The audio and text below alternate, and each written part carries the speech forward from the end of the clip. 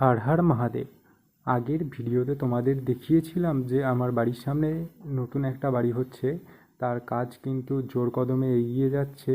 বৃষ্টি হয়েছিল প্রচণ্ড, তাই জেসিবি দিয়ে এখানে বালি ফেলা হচ্ছিল। আর মাঠের অবস্থা যা, তা দেখে পাড়ার লোকজন বলা বলি করছিল যে এখানে ধান ফেলে দিলে সেখানে চারা গাছ বেরিয়ে যাবে।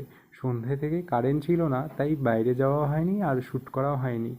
আর তাই রাতে আমি একটা স্ট্রিট ডগকে খাবার খেতে দিই এবং আজকের মতো দিনটাকে সমাপ্ত করি। এই বৃষ্টি বর্ষার দিনে তোমরা নিজেরা জলবাহিত রোগের হাত থেকে সুস্থ থেকো এবং পারলে আশেপাশে কয়েকজন দুস্থ লোকদের সেবা করার চেষ্টা করো।